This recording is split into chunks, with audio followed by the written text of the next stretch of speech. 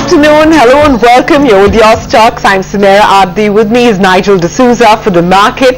Well, we're trending about less than 0.25% in the green, but we're off the high. So that mark of 83.80, 83.81 that we touched earlier on, we've come off significantly from there, but still trending with minor gains. The mid-cap index, we're seeing a tad bit of an outperformance over there, while the bank nifty is flat as flat can be. In fact, if you take a look at the PSU banks, you'll see a lot of cuts over there. In fact, besides consumer durables, PSU banks is actually the biggest drag on the market right now, along with sectors like FMCG as well as energy, while it's media, IT, auto, all of which are doing well in trade this afternoon. Hi Nigel. Hi Sumera, good afternoon. I think if you want to pull up a couple of stocks, we can pull up Infosys as well as SBI. Both of them should come up for you on the screen. You'll just see both of them have come off the high point of the day, and because of that, in fact, the Nifty has given up a good 10 to around 15 points very quickly. That's SBI. It's moved to the low point of the day. But on the flip side, to stress on the point that Sumera was making, there is a bit of an outperformance coming from some mid-cap stocks. So pull up something like a JSW Energy. Stock's doing quite well. Arvind as well should be up for you on the screen. That stock as well has done quite well in the last 1 hour. And Siemens as well. Just pull up that stock. It's done a bit of a spike in the last few minutes. Getting some additional news coming in on Alstom T&D. They've bagged an order of around 80 crores from SR project, so keep that stock on your radar as well, spiking up as we speak.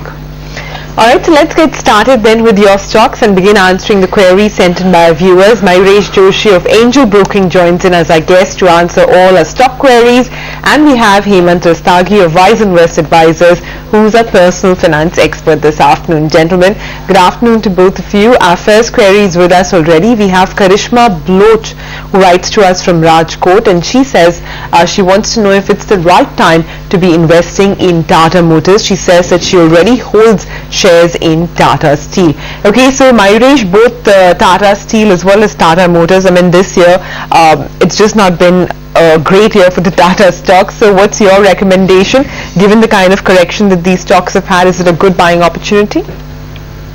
Afternoon, Sumera. Clearly, if I speak about Tata Motors first, the Chinese slowdown and the volume degrowth in the Chinese markets have impacted the earnings estimates, and a lot of analysts have actually cut down earnings estimates based on degrowth expected out of the Chinese market. However, I think at the current juncture, valuations are appearing extremely attractive, and clearly I think there are 2-3 positives coming out. I think the Chinese JV that Tata Motors has entered into, they will start reflecting better margins, and the operating leverage benefits should start coming through in the next few quarters. The new launches that Tata Motors has got, and though there is intense competition within the Chinese markets and you are looking at discounting happening, again I think the new launches will hold JLR numbers in good stead, specifically in relation to the Chinese markets, and the other markets have been holding up. Domestically, I think our own expectations in terms of MHCV volumes growing in excess of 20% with the kind of trend we are seeing would hold true with the capex recovery is on track. And clearly I think the stock is factoring in cut down in both JLR volumes, standalone PV volumes, MHCV volumes, again higher marketing expenses because of new launches, higher depreciation expenses because of new launches, but valuation simply too attractive. So yes, I think good time to enter Tata Motors in a systematic manner over the next few months. Tata Steel, problems of its own. I think commodity cycle has turned for the worse. Demand supply situation within the Chinese market and generally on the global scene doesn't look good. Last quarter's numbers, Tata Steel Europe's margins on an EBITDA to ton basis fell at $44. Southeast Asian markets are seeing the glut coming through in terms of Chinese exports, the Russian exports coming through. So realizations expected to remain soft. Even the high iron ore inventory of 1.5 MT would still play prompt on the balance sheet of Tata Steel. So I think unless the investor has a very long-term view of more than 2 years, 3 years, I think it probably would not make sense, but the next 2 to 3 quarters will be extremely sluggish and soft for steel companies, including Tata Steel. Alright, Mayuresh, a fair point coming in there, but let's pull up SBI for you as we speak. The Bank Nifty has moved into the red, and in fact SBI I think has moved to the low point of the day, on the verge of moving towards a 250 odd mark. Tata Steel, the other stock that we're talking about, it's on the verge of moving into the red, and with SBI, Bank of Baroda as well as PNB, both of them should come up for you. They're some of the biggest losers in the last few minutes. Pull up HDIL as well. You'll see that stock in fact has seen some selling pressure from the mid-cap space. HDIL should be up for you on the screen as well. But let's get to our next query that we've received. I think we've received it from Sojanya, who writes to us from Hyderabad. She wants to invest 2 lakh rupees per annum for her 2 daughters. They're aged 4 and 7 years old. She wants to know which is a better option for her. She's named a particular scheme. It's a Sukanya Samriddhi scheme, recurring deposits as well as mutual funds. Her time horizon is a good 15 years. Hemant, what's it take? She's given you a scheme in there. She wants to invest for her 2 daughters. She's got a long-term time horizon. How can you help her out? Well, I think as you rightly said, I think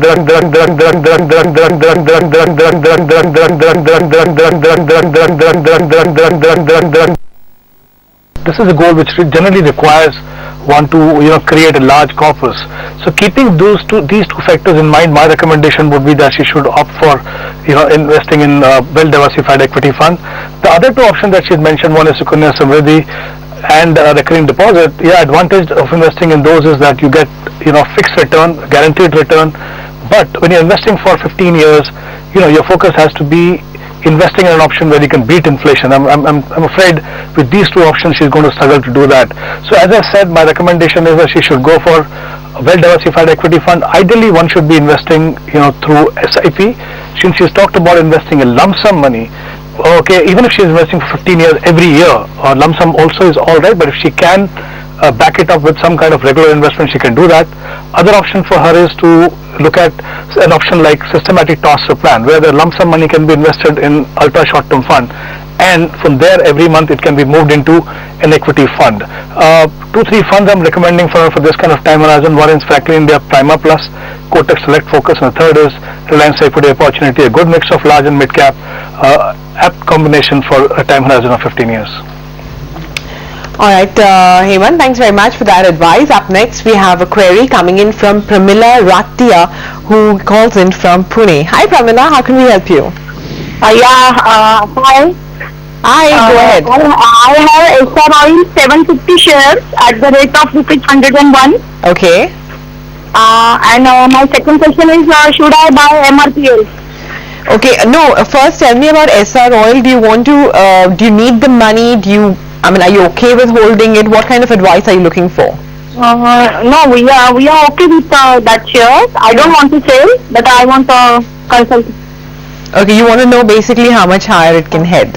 Okay, and what about MRPL? What's your question?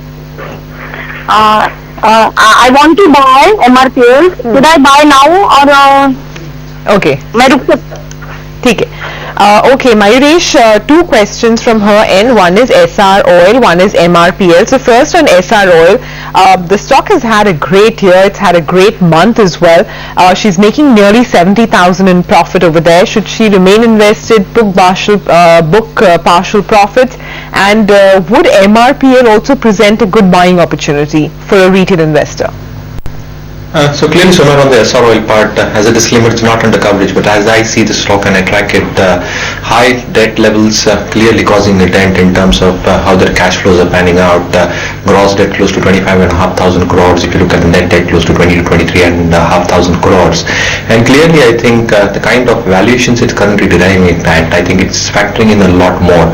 So what probably happens with a stake sale which is being circulated in media, again, and that's very speculative. But clearly, I think the GRMs is something that has held up for SR Oil. But for it to return into profitability, a GRM in excess of $10 is something that the market analysts are looking at. Even if it sustains between a 9.5 mark, it will not be enough to cover the kind of interest payments that SR Oil makes. So I think high interest payments, high levels of debt on the books, valuations appearing rich. So I think she needs to take a call from a financial advisor based on these fact points. When it comes to MRPL, I think our take is that the upstream companies, and specifically the larger ones, something like a Reliance Industries, which came out with a good set of numbers, is something we prefer and continue to like on declines. Clearly, I think the kind of expansions that Reliance is making on its core business on petchem and refining, it should hold Reliance's numbers up FY17 onwards. So I think over the next 4 to 6 quarters, you'll see substantial improvement in earnings coming through for Reliance. So this is something that I like. I think MRPL at this point of time, I'll clearly stay away from it. Alright, then stay away from MRPL. It's the call that's coming in. But let's pull up another stock. UPL already caught my eye because the stock came out with its set of numbers. There was a mixed view. There was a lot of trading activity that took place. UPL is the stock we're talking about. The stock quickly corrected from around the 530 all the way to around 520. Or there was some talk that in fact maybe those valuations are becoming expensive currently. But pull up the stock, you'll see that it's fighting back in the last few minutes. Currently, it's recovered all that lost ground. Stock, in fact, remember, year to date or in the last 1 year, in fact, from today, the stock is higher by close to around 75 to 80%. So it's been a big outperformer, and in fact today it came out with 7 numbers, took a bit of a downtick, recovered in the last 10 minutes. Time to slip in a short break, come back, we'll answer all your queries. Stay tuned.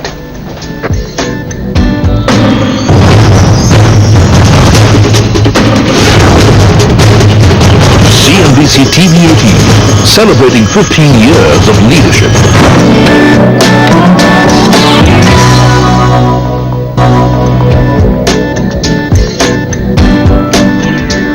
Welcome back to your stocks on CNBC TV 18. Just pull up the Nifty. It's done a bit of a jig in the last few minutes. Currently, in fact, it's moved with the high point of the day. Glenmark as well as Auto Pharma from the broader market, they're staging a bit of a fight back in the last few minutes as well. But let's get to our next query. We have Dhananjay Dev, who writes to us from Pune. He has 25 shares of Yes Bank at a price of around 350 rupees. He wants to know whether or not he should hold on or he should sell the stock. Mayuresh, what's your take on Yes Bank? He's making big money, but should he hang on to it? You saw the numbers as well. He's got only around 25 shares, so you believe he should stick on? Oh yes, Nigel, I think he should. The numbers were quite decent in our opinion. The NI growth in fact surpassed our own expectations. The NIMs came on the higher end of the band at 3.3%.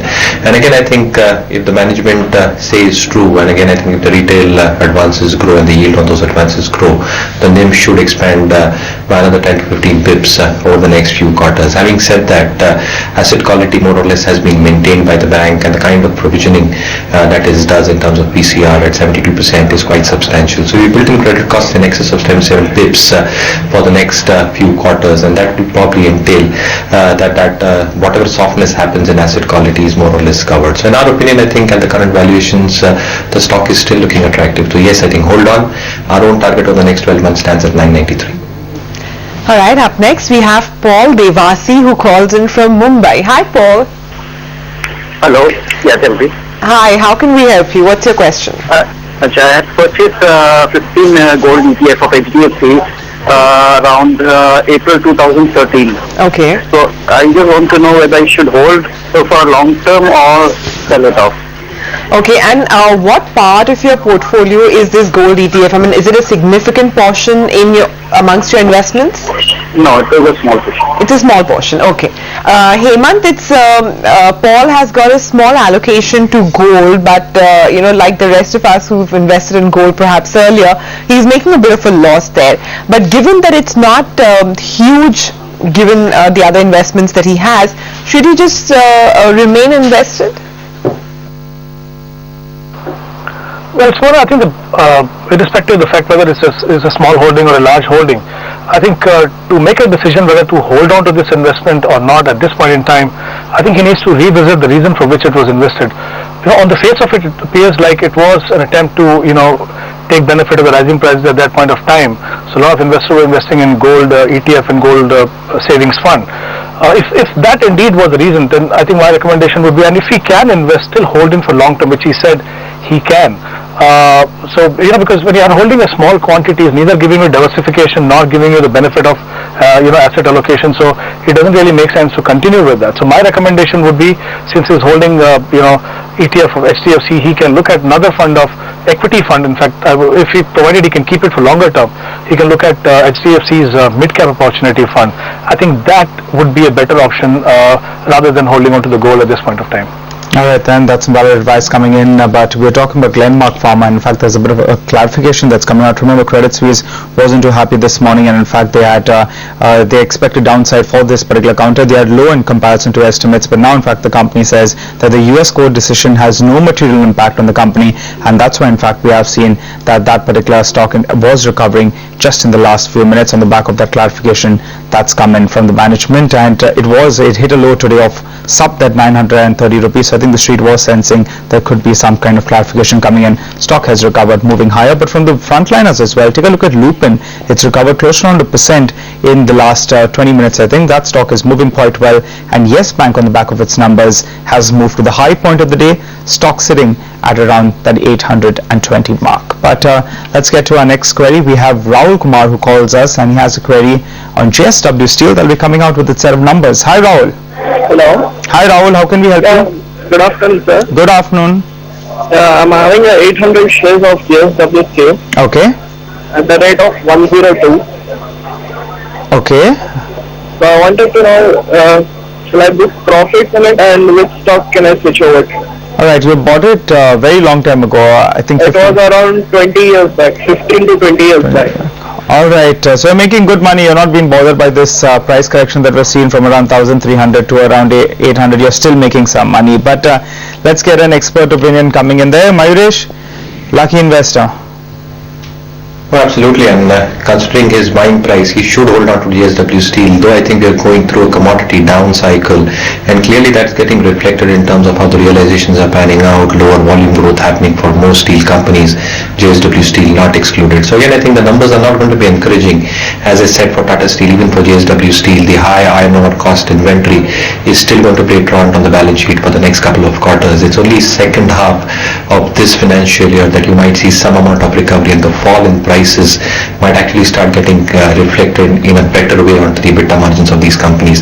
However, I think with the kind of capex plans that have got 9,000 odd crores to have capacity expansion in Vijayanagar, and again I think the iron ore concerns in terms of sourcing for its Salem and Dolvi unit remains an overhang, and the debt on books, I think the debt on books is quite high for JSW Steel, so how they do the interest servicing is also going to be interesting. So I think if we can ride this bad wave and hold on, because he's held on to 15 years on the stock, if he can hold on for another 2 to 3 years, I think he should hold on to the stock because of the sheer buying price that he's gotten to.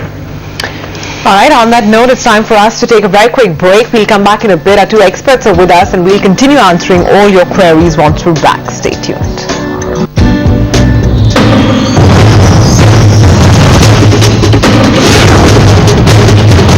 CNBC TV 18, celebrating 15 years of leadership.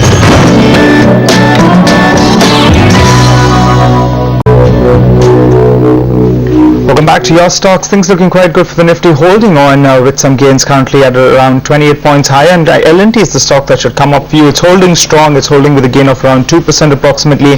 1% of that move has come in the last 20 minutes, so that stock's very important. We're talking about pharma stocks, so let's pull in Cipla as well. The intraday chart of that one should come out for you, and we also have HCL Tech that's higher by close to around 2.5% as we speak. That Cipla spiked up yet again, and HCL Tech as well should be up for you on the screen, doing fairly well at this point of time. Wouldn't be a bad idea to pull up Ultratech Cement as well. That one in fact has moved into the green. It was in the red terrain when we started off the show. Contribution chart as well should come up for you. IDC is the big drag today, while L&T in fact that's really supporting the Nifty in today's trading session. L&T as well as Infosys, that is. But let's get back to answering your queries. We have Mahesh who calls us from New Delhi. He has investments in Allahabad Bank. Hi Mahesh. Hello Hi Mahesh. Hello good afternoon sir. Good afternoon Mahesh ji, आपका सवाल क्या है? मेरा सवाल है, मैंने Allahabad bank 2 साल से होल्ड करके रखे हुए हैं जी. ओके. मुझे क्या करना चाहिए इस समय कि मैं अपना पैसा रिकवर कर सकूं किस तरीके? Alright, Mayuresh is holding it for 2 years, but we know what an underperformer Allahabad Bank has been. How could you help him out? What's the exit level? Nigel, I'll try and answer the question in Hindi for him. तो clearly Allahabad bank के जैसे numbers हमने देखे हैं, और generally PSU space के अगर हम नंबर्स देखें एसेट क्वालिटी को लेके, तो एसेट क्वालिटी की क्वेश्चन मार्क्स अभी भी सिस्टम में बरकरार है. There is still stress related to restructured asset, flash slippages कितने होंगे इसकी पता नहीं चल रहा है. दूसरी बात, I think banks consciously credit growth को एक स्लो डाउन का महसूस कर रहे हैं, जिसकी वजह से आई थिंक इनकी जो निम्स है उस पर फर्क पड़ता है, और capital adequacy is also big issue. तो मेरे हिसाब से आई थिंक आपको काफी समय देना पड़ेगा अगर आपको रिकवर करना है तो. But at this point of time, जैसे मैं पहले भी कह रहा था, I think private space is something that will still like. तो येस बैंक के जैसे नतीजे आए थे काफी एनकरेजिंग थे, या even something like an axis bank which has given a stable set of numbers, जहां पे हमारी अगले 15 महीनों की टारगेट प्राइस 716 रुपए है. Alright, that's the word on Allahabad Bank. And finally, we have 28-year-old Ronak Singh writing to us from Lucknow. So he says he wants to invest 5,000 rupees a month in mutual funds. He wants some advice on where to put this money. He's a first-time investor and he hasn't indicated his time horizon, but I'm guessing that given how young he is, which is under 30, he would be a long-term investor. Hemant, what are the funds that you want to recommend? Well, so first thing I would say that it's a good decision to start investing in mutual funds, because if you were to compare mutual fund with traditional options, mutual fund definitely are a better option, in terms of potential of return, the variety of funds that they offer, tax efficiency, and the fact that they are diversified by nature, which actually makes them suitable even for the first-time investor. So, like I said, I think it's a good decision to start investing in mutual fund. Again, like you, I'm assuming that he's young and he intends to invest for the long term. So my recommendation would be to invest in well-diversified equity fund through SIP. Yes, of course, there are going to be attendant risk of investing in equity, but the fact that you're investing every year, every month, you kind of benefit from averaging. So two funds I'm recommending for him. One is BNP Equity, which is predominantly a large cap fund. He can invest 3,000 rupees in that. The other fund is SBI Magnum Global, which invests predominantly in mid cap and some part in large cap, where he can invest 2,000 rupees. Alright, Mayuresh, Hemant, thanks very much for joining in to advise our viewers. We'll wrap up on your stocks. Do stay tuned for Closing Bell.